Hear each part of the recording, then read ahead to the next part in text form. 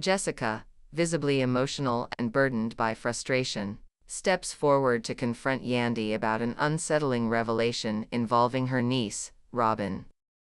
The air is thick with tension as Jessica, voice trembling yet firm, lays out the story that has left her deeply disturbed. Her protective instincts have kicked in, and she demands answers. "My niece told me she was at a club, and Mendeecees tried to talk to her," Jessica states, her voice laced with both anger and confusion. "This happened a couple of months ago. And then, out of nowhere, he finds her on Instagram. I had her send me the screenshots." She reaches into her bag, gripping her phone tightly as if the device itself holds the weight of her concerns. Jessica scrolls through the messages, her heartbeat quickening with every passing second. She looks Yandy in the eye, searching for some form of justification or denial. Yandy, momentarily caught off guard, straightens her posture. Her eyes widen as she realizes the gravity of the situation. "Let me see the DM," she says, her tone a mix of curiosity and urgency. Then, as she catches a glimpse of the messages, recognition dawns on her face. "Robin? Oh, I know this DM. That was me. I was the one messaging her." Jessica hesitates, her mind racing with skepticism. Could this really be the truth? Was Yandy the one behind the messages all along? Yandy, sensing the doubt in Jessica's expression, quickly elaborates. "We were at Red Martini that night," Yandy explains. "I saw an exchange between them, and something felt off. It didn't sit right with me.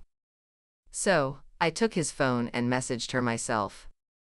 I needed to see how she would respond." Jessica listens, her emotions swirling.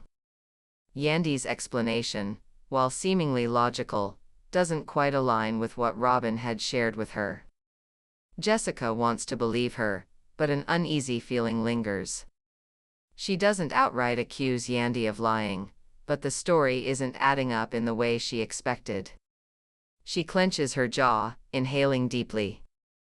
"This isn't the story my niece told me," she thinks, her mind playing back the conversation she had with Robin.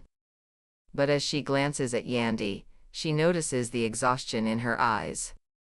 There is pain there, a woman who is tired of defending her marriage, tired of the accusations, tired of people trying to shake the foundation of her relationship.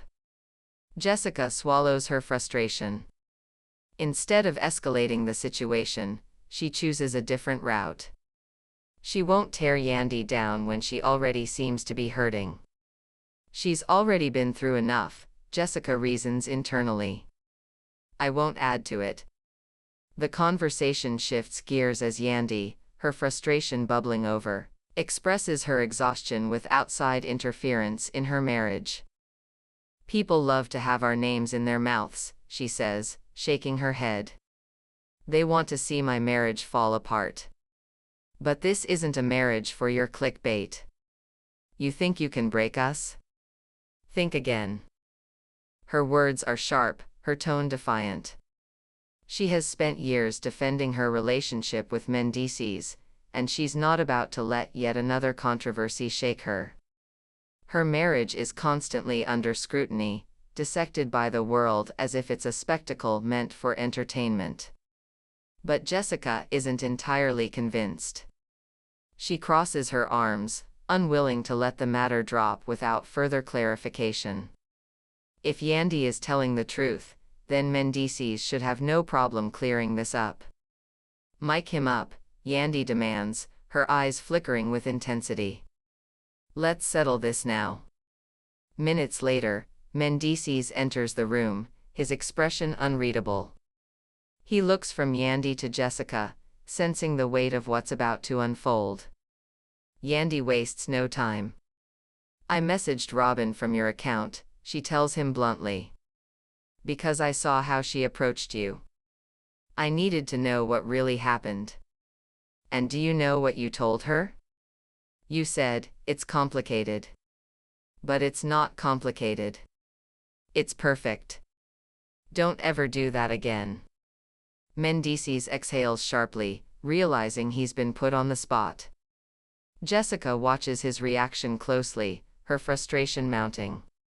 She doesn't appreciate the secrecy, the vagueness, the way situations like this always seem to arise around him. She had hoped to hear something reassuring, something definitive that would put her mind at ease. Instead, she's left with more questions. Her patience wears thin. Mendeecees needs to get his act together, she says, her voice rising with exasperation. Just leave me and my family out of it. I'm over it. She runs a hand over her face, feeling the exhaustion settle into her bones.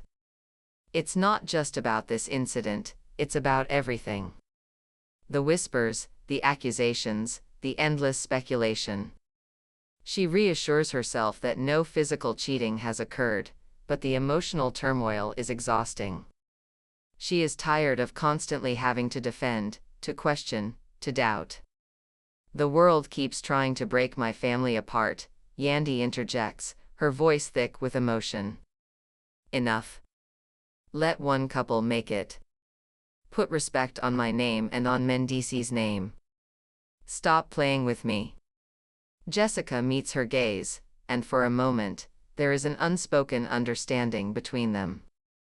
They are both women fighting for their peace, for their families, for their dignity in a world that seems eager to rip them apart. But despite that moment of understanding, Jessica has reached her limit. She shakes her head and demands that the microphone be removed. She refuses to let anyone dictate the fate of her marriage, refuses to allow outside forces to stir the pot any longer. As the confrontation winds down, unanswered questions linger. Will this truly be the end of the issue, or will more speculation arise? Can Mendeecees' actions remain above suspicion, or will further controversy ensnare him? And most importantly, can Yandy and Jessica find peace in the chaos, or is this just another chapter in a never-ending storm? Only time will tell.